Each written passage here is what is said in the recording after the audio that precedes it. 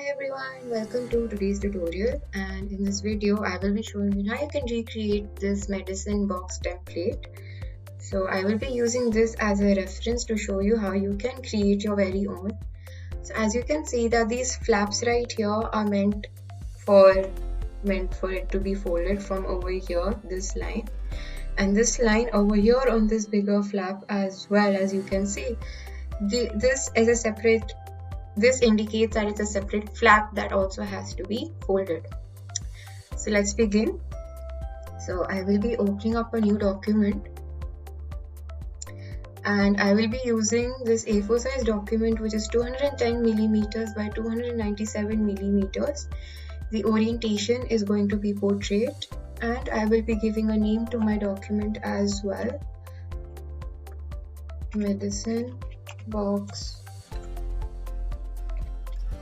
packaging template. Okay, so by default, when you open up a new document in the layers panel right here, this layer 1 also comes up. So I'm just going to rename layer 1 to be template, and I'm also going to zoom out a little so that I can see what all that I'm designing, so that I can see the template that I'm designing. So in order to zoom out, I'll be clicking on Control and the minus key on my keyboard, like that. So what I'm going to do is that before I start, I also want to make sure that my Smart Guides options has been switched on. So I'll go over here to this Views panel, and over here you can see that the Smart Guides has been activated. So this Smart Guides will actually help us a lot to make a template. So let's begin. So first I will be making this basic template first before I make the flap.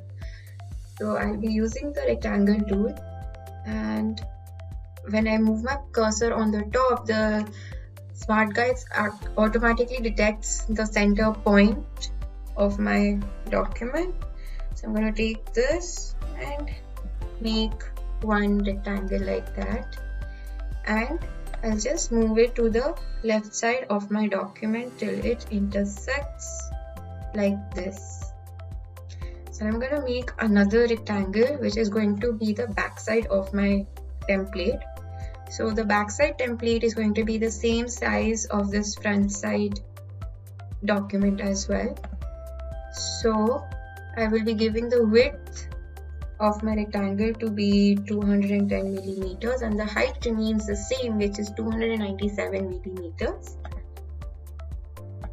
And I will be just dragging my document onto the side till it intersects.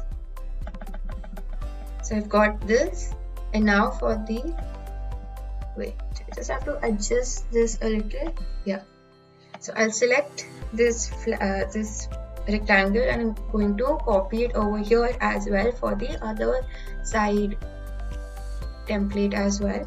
So I'll click on Alt to make a copy and drag it right over here till it says intersects. So we've got a basic body of our template, and now the only thing that is left to do right now is to make the flaps. So in order to do that, I will be using the rectangle tool again, and I will be first making this one right here. So I'll go ahead and make this one big rectangle like this, and I'm going to copy this rectangle on the top as well. So I'll make sure that my rectangle is selected. I'll click on Alt and drag it up like that. I'm just going to reduce the size to half, and then what I'm going to do is that with the help of the direct selection tool, I'll select these two top anchor points by clicking on Shift and round the edges off like that. So I just have to make sure that it's properly intersected like this. So I'm going to go ahead, select these two objects, and I'm going to go ahead and unite them together so that it becomes one single shape. To do that, I'll be going to the Pathfinder panel, And here in the shape modes, I'll be choosing this first one which says unite. And if I click on this, as you can see that those two earlier shapes now become into one. So you've got this, and I will also make this one thin line which indicates that there has to be a cut and there has to be a fold. Correction, there has to be a fold right here. So in order to do that, I will be using the pen tool, and I do not require the fill. I just need the stroke to be black as of now. So I'll come over here on the side and make this kind of a shape.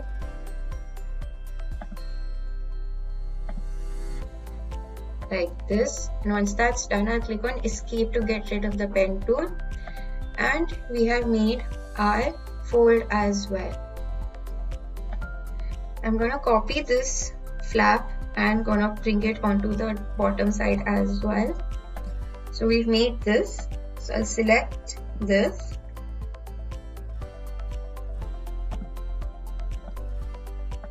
So now that I've selected this flap, I will right click on this, go to transform and click on reflect. And on the axis part, I make sure that the horizontal axis has been selected, and I'll click on OK. Because once that's happens, this gets flipped as a mirror side. Right, but I want to make a copy out of this, copy of the same thing, but a mirror image on the bottom side, right? So I'll show you again. I click on this horizontal one, and I'll make sure that I click copy, so that a copy is made like this, and I can just drag this flap right over here at the bottom like that. Okay, so we've got this major big flap right there. Now I'll be making these 4 flaps as well. So it's again fairly easy to do. So I'll be choosing the rectangle tool again, and I'll be making a really small thin rectangle like this. I'll make sure that temporarily that my fill is going to be white, and just want to make sure that it's intersecting like that. Okay, good.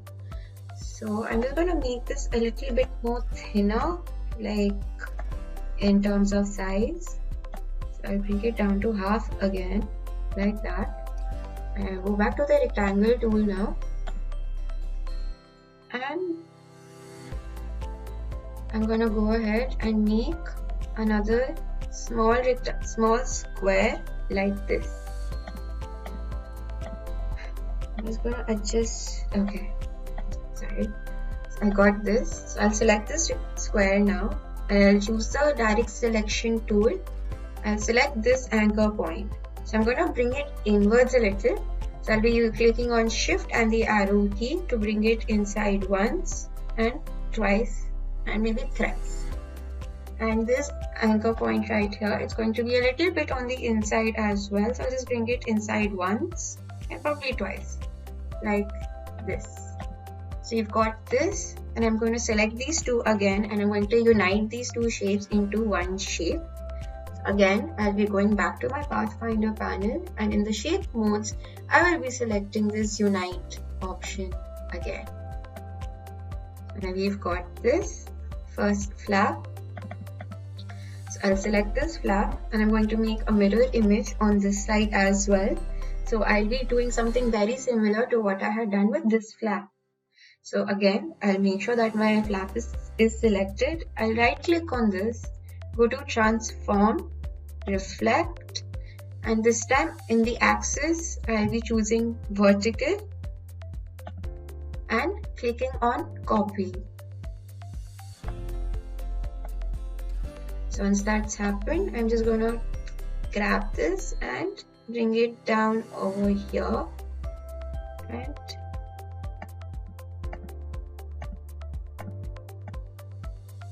like that. So now the only thing that is left to do with the flaps is that I'll have to make a mirror image on the other bottom side as well. So I'll just select these two right click on this, go to transform, reflect, and I'll click on the horizontal axis and click on copy. And I'm just gonna drag these flaps downwards like this, and there you go. We have now made our basic template. So what I'm gonna do now is that I will be also making this kind of a design and giving a color to our template as well.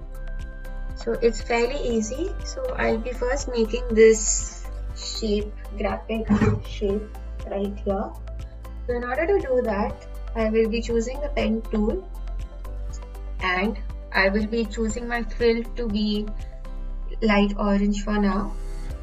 And let's start making our design. So you're free to make any design as you like, or just follow my lead that I am making. So the pen tool can be a little tricky tool to use, but it gives out a really great effect, as you can see. So you can make any kind of a design. It doesn't necessarily have to be perfect. And once you've got that, we've got a basic shape.